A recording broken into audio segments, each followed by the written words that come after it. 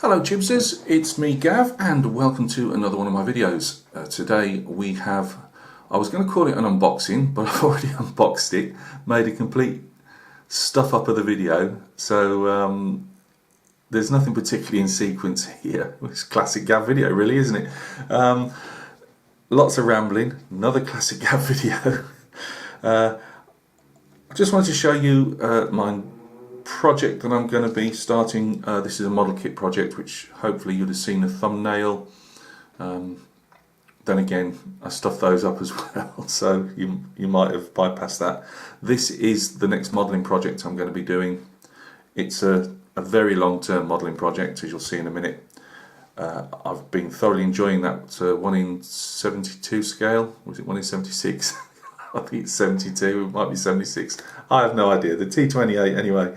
Really been enjoying that, and there's nothing like getting some kits under your belt and doing a gentle climb progression up your kit building hobby. That's the intention anyway. But like all good intentions, they fall by the wayside, and I purchased this the other day, the MiniArt T55. This is a 1 in 35 scale kit, but if you can see there, it comes with a full interior. Now, I have been looking at different people's reviews of these kits. MiniArt have done a whole tranche of T55 kits, different marks. T54 before that as well. Sorry, I was just putting the thing down on the floor. So I've been watching lots of people's reviews of the kits. Mitko Nikitov particularly, fantastic modeler. I think believes he owns DM Models. But go to his channel, Mitko Nikitov.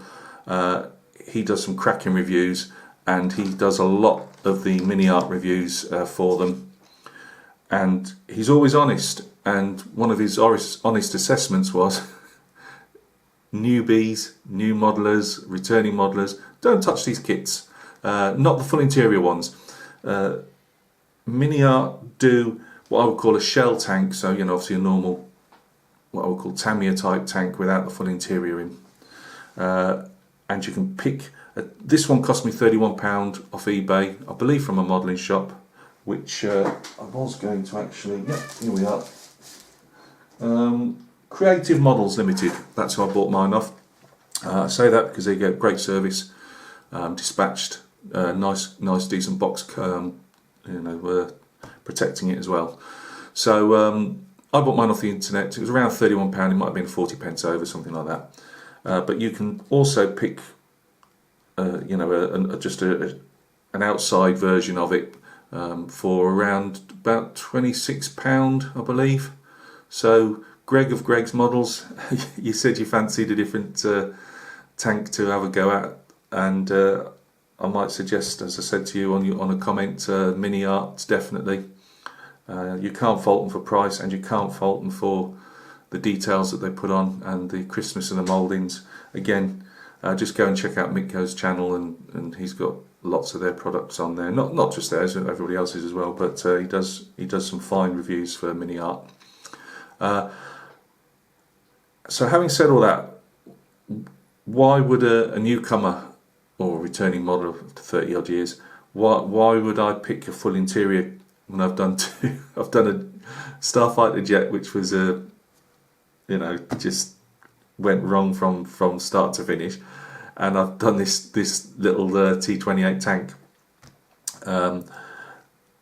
As most of you guys know, I mentioned it on a video, I've got mental health problems, and in common with a lot of people that you find in the YouTube community that have these type of struggles, I find, obviously I'm a commission painter. I sit at this desk all day and all night, into the small hours, painting soldiers for people, or for myself for a hobby.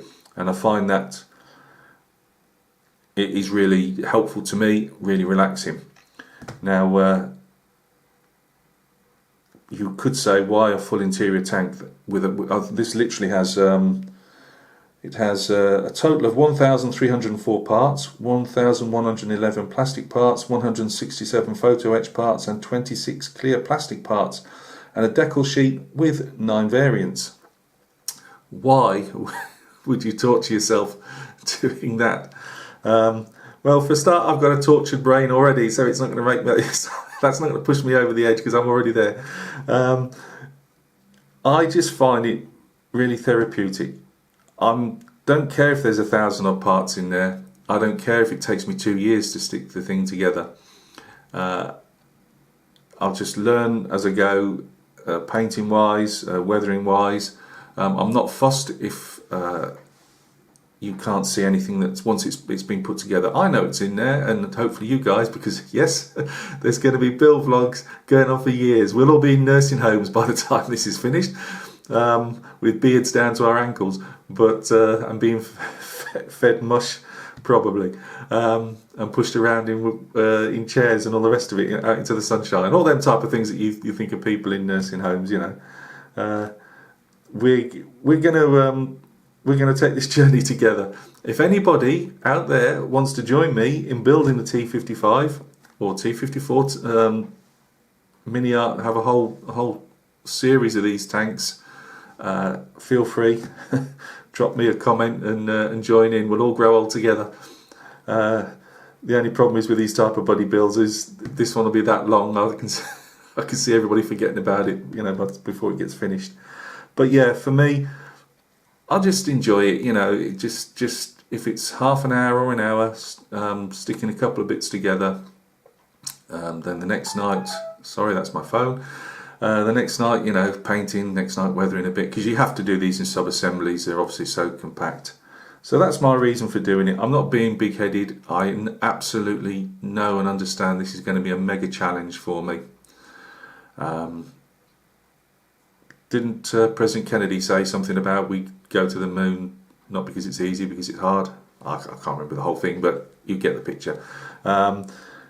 This is, for me, a challenge. I love the fact that I can learn about the tank as I go. Yes, it's not, obviously the instructions aren't telling you anything about the tank, but I love going out there and researching, just like my figures. There isn't a figure I paint from, whether it's a wargaming figure for clients or a larger piece that I either paint for myself or for other people occasionally.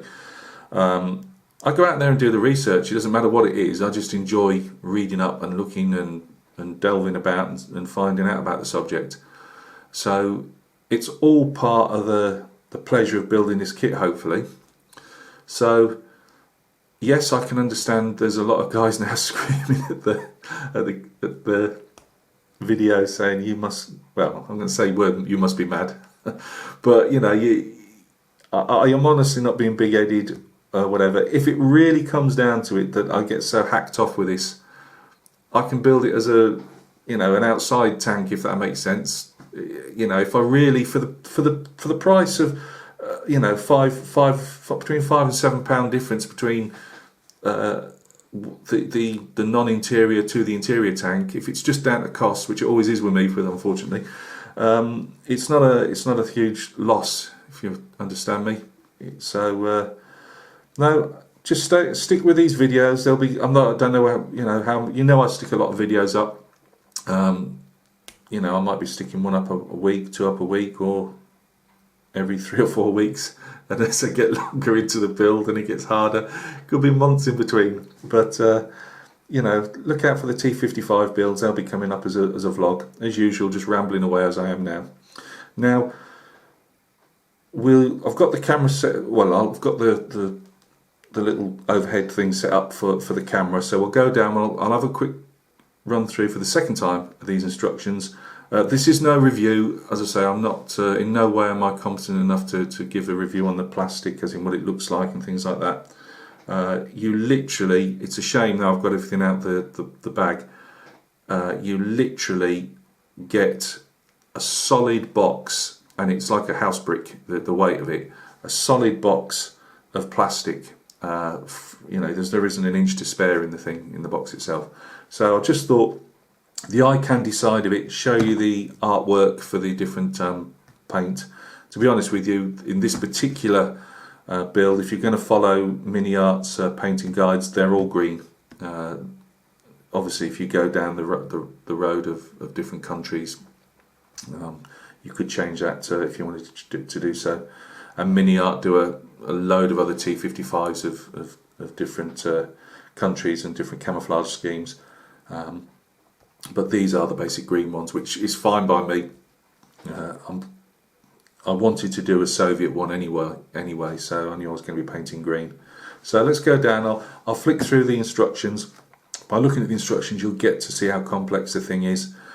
I will put a couple of sprues up afterwards, and it will only be a couple, just to show the type of moulding quality. I've literally got bags of sprues. It's like one of these kits that you'd get off the TV, you know, where you build them up on a monthly basis. It's literally, but this one you've got it all in one hit. So for 31 quid for this particular tank, which obviously seems to be doing the rounds at the moment because it's on eBay in the UK, on a few sites for that particular price. For 31 quid, you've got yourself, if you're an experienced modeller, you've got yourself, what, 4 to 6 months. If you're really going for competition standards, maybe 9 months, I don't know. Someone like me, it could be 12 or 18 months. But you've got yourself some entertainment, you know, and in between you could always build yourself a smaller kit, or like me, paint figures, whatever. But anyway, let's go down to the bench. Let's have a look at this instruction manual, and we'll take you from there. Right, guys, thanks for joining me at the bench. As you can see, this is our it's in booklet form, and it tells you obviously all you need to know of, obviously a bit of artwork on the front here. If you're interested, I think this is obviously the kit number 37016. As I say, it's mainly to show you some of the colour options that you've got. So all the countries you can build from. You can see that. Sorry guys, again, I'm not very good at this type of stuff. This is a Romanian army from the 1990s. Obviously the roundel of Romania on the side. I believe that that's also I won't say a hangover, but from the old Warsaw Pact days. But whenever you see them, whether East Germans, Romanians, Czech, or Czechoslovakians as it was then, you've got your different. They usually had these different roundels on just to show them apart, I suppose, on exercise. The colour chart is, I'm not going to be able to get that in, but I'll just tell you it's Vallejo, Humbrol, Mr. Colour, Testers and Ammo MIG. I'm not sure which way I'm going to go yet. As I say, I've got a couple of weeks before I've got to finish this diorama off, before I start this, and I won't start it until I've got all the colours that I want, obviously, so I know I can just reach for them, because it will have to be built in sub-assemblies. It looks like here we've got different fuel tanks. It says options. I'm not sure, again, forgive my newbiness, so I'm not sure if that is if that's when it says options on the fuel tanks there is for that particular build or not. I'll have to look into it. Obviously our sprues.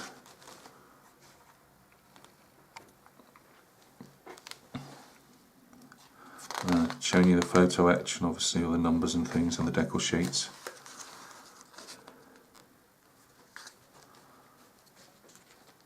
This is what I'm going to have to go through in a bit and actually just mark off and make sure I've got all the right sprues. I can't see why I wouldn't have, but I'd hate to get towards the end and find out I'm missing a sprue. Engine first for the build. Again, if we go back, if you take that picture alone, that shows you what a beautiful engine you've got. Got different coolant hoses, manifolds.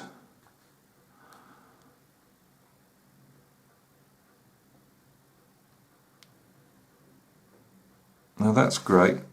I'd actually looked, that's a,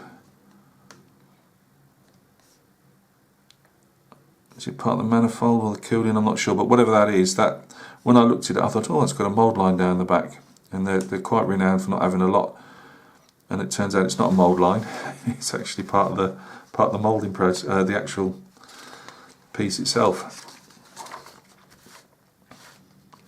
Going through the base of the tank. Again, the amount of, like, we've got the torsion bars and that here. Sorry, I just don't have the room on my bench, guys. I really do apologise. It's really just an unboxing. I just wanted to let you know what I was going to be up to. It shows there's a variant to add if you want the mine rolling kit, which they do separately.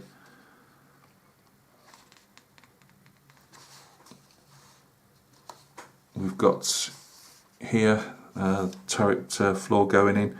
On the T55, its previous incarnation, T54, I don't know right to the end of the 54 series, but I know the early versions, the turret rotated, but not the where the loader and that stood. So obviously you had to have an eye out for what was happening with the gun mechanism, with the breech, that he wasn't crushed. But it's got a full rotating basket now. There are shells all over the place. I believe, I don't know if it was 7 or 8 they carried ready use, and then the rest had to be pulled out the lockers. I might be wrong on that.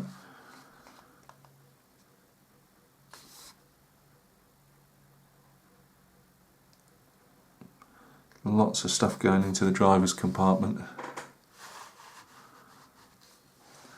Feature on Soviet tanks is there are shells everywhere. They could cram. I mean, I remember they took the machine gun off originally, the anti-aircraft or anti-personnel machine gun off the roof, and also the T-54 had one where it actually poked out the front of the glacis, and that it could actually be aimed by swiveling the tank round, and they took all that out and they managed to fit in an extra 4 or 5 shells, I believe. So it's all to do with getting the ammo in.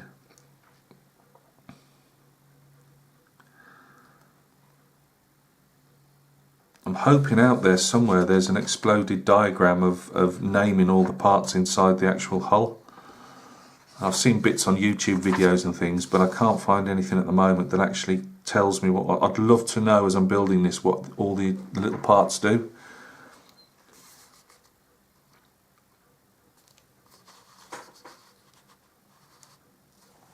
I say my military service was an infantry soldier, and I never went near a tank, so I have no idea, apart from just bits of general knowledge collected over the years.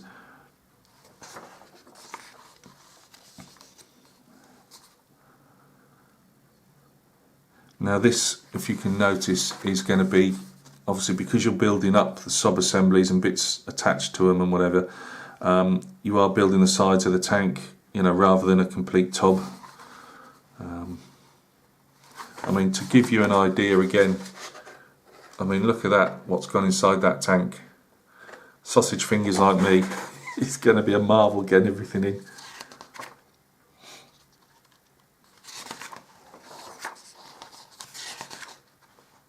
Putting road wheels on.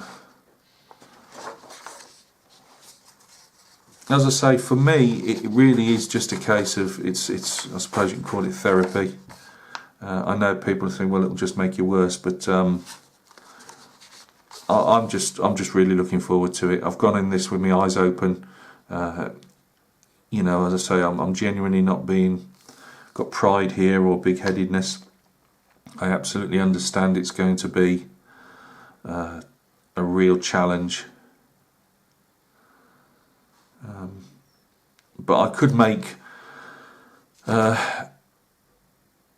I mean, it did in one way. It came down to money, as I keep saying. I couldn't afford some £50 tank, and I didn't really want to get one of the older Tamiya kits. And that's not. It's just because I built those when 30 odd years ago. I don't really want to build them again.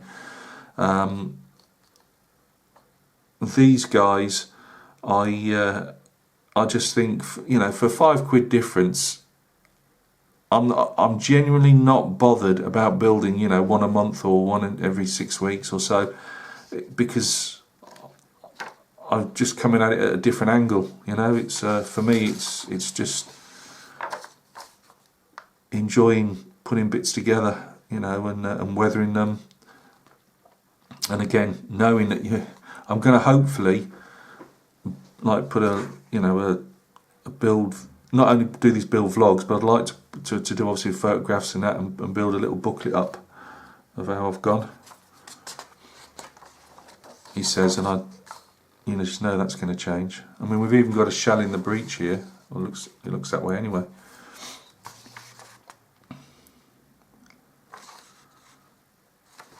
Well, it looks like a cracking kit. As I say, you know, I've heard people say, well, these are over-engineered. Well, for me, that's not over-engineering. Over-engineering is when you stick something together, whether it's a bridge or a kit or whatever, you know, that you're putting so many fail-safes in that it doesn't, that's, you know, in no way it's going to fall apart. Well, this is completely different. This is, if you wish to build a tank with a full interior kit, then they're providing you with it. You know, they're just as happy to provide you with what I keep saying is a shell kit, you know, where you can just have the outside.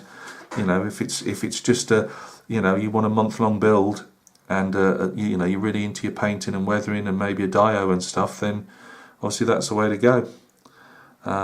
This kit, you've really got to want to have a reason for doing it. You know, you're either a really experienced modeler who, it's still probably be challenging for them to a degree, but you know, you can go from beginning to end and put maybe even a competition piece out for it at the end of it, or you know, there's just somebody like myself who not so much see it doing it for the challenge, but I'm just doing it because I do believe I can't do it as to a standard of a high-end modeler. I absolutely understand that, but I can still get a decent representation of a T55 at the end of it, and just have massive joy in doing that.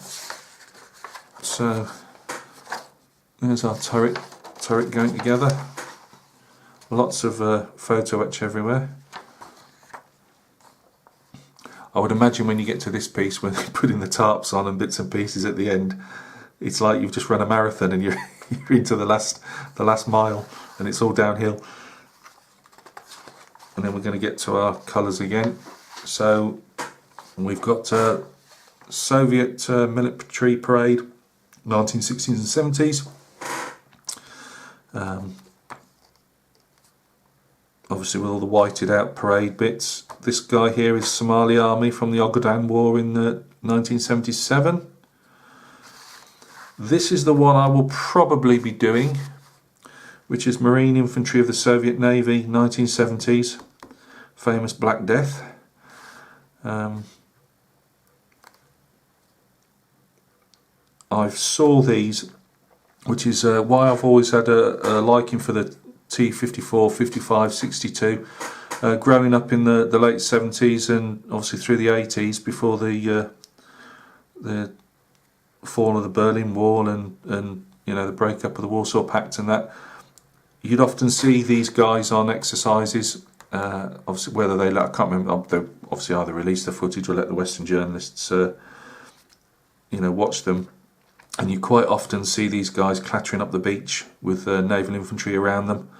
I think one of those the old Ivan Rogov class assault ships, and they'd be clattering up the beach, and yeah, I just always had. It's not so much just because he's got the naval infantry banner on the side of the tank, just for that reason, really, just bring back old memories.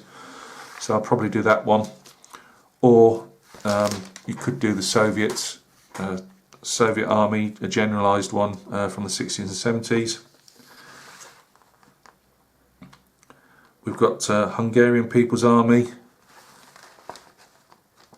in the putting down the Czech uprising in Prague, and that's got the white crosses recognition crosses on if you wanted to do something for a bit different. So say all these are green, but I'm quite sure if you did your, I mean, T55s are still in service to this day in many poorer countries where they do, you know, they're good enough for battering positions and other T55s of opposing forces, and they're still in use today. But you know, so what I'm trying to say is, if you wanted to, as long as you do your homework on what variants what, you know, I'm sure you could come up with a different kind of camouflage scheme if you wanted to.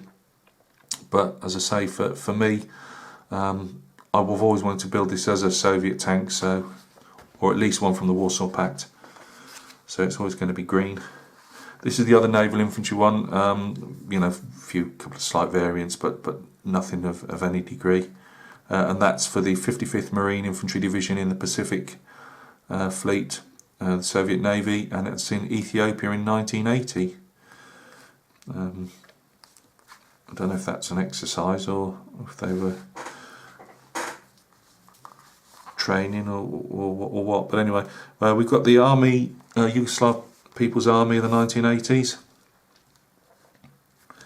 and the Hungarian Army of the 1990s. So you can have any colour you like as long as it's green. But as I say, with a bit of homework, I'm quite sure you could come up with a country that's you know got a different camouflage scheme if that's what you're into. So guys, thanks for listening to this great big long ramble. I will just quickly show you a couple of sprues. Now these are just on the top of the pile that I was about to start going through, but we'll have a quick look just so you get an example of the plastic. I say I'm not going on into you know marks on them and whatever. I don't know enough to do and tell you what the plastic for me is crisp, quite hard. It doesn't feel soft. You know, what do I know? I can hear you saying, but you know, it feels decent plastic to me. Lovely moulding on these are fuel tanks. Well, that one is anyway. These smaller pieces, if you can see there, I can't see any flash on them. There's tiny screw gates. The phone that beeped off earlier on in the video was my wife telling me my photo etch bender's arrived, so that's another part to this build. Then I've got, again, very slight mould line or flash there, and it is slight, and literally a rub down with a sanding stick, that'll disappear, or a sponge, whatever you want. This is the gun barrel. I know enough to realise that. You've got a fume vent on the end there, or extractor. I'm just trying to look if there's any particular. I can't really see any. Oh, there's a very slight mould lines there, but again, they are really faint. Blooming heck, they'd be thinner on one of the smaller tanks. No, great. Yep, there's a very small mould line at the end there. Again, there's nothing to worry about there at all. Again, you could go down the metal barrel route. I probably won't. I'm quite happy with the plastic. You know, I don't need to save time. Let's face it, with this build. So you know, that's not going to be an overarching problem. What looks to be, I would imagine, although I'm not 100%. Yeah, it looks to be fuel tanks again.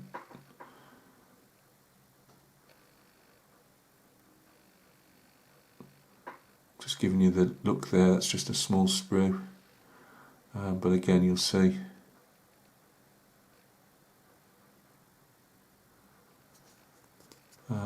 probably all need a good maybe a good wash.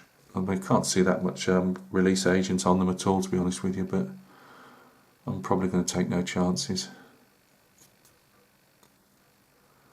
So So that's that. This last little bit here. Again, this is just to really give you some idea of the plastic. There's so many sprues, we'd be here all day. And you're probably sick of hearing me ramble by now. But again, I mean, look at all the pipe work there. Or electrics. Again, I've got to, it's got to be pipe work, I'd imagine. Really, really fine. I can't see any sink. I mean, there's some obviously at the back there, but you ain't going to see those, I wouldn't have thought. Can't see you seeing those at all, and they've not come through on the other side. Oh, really nice.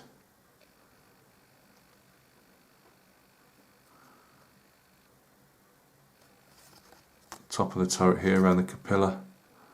Oh, we've got some lovely cast. Hang on, just if I can actually see what I'm trying to show you.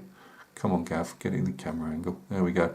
You see that cast texture around the top there? That's brilliant. Bolt heads are really clear as well. Again, I have no idea what that is, but I can't see anything that's going to, you'd be screaming out flash or anything on that. Turret hatch again. Lovely bolt work. Hatch for periscope.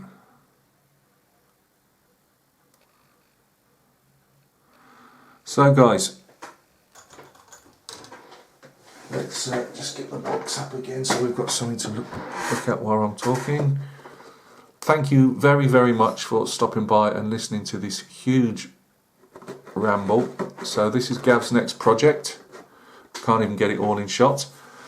It's the MiniArt T55A early mod 1965 interior kit, and it comes with paint options for the USSR, Hungary, Somalia, Yugoslavia and Romania.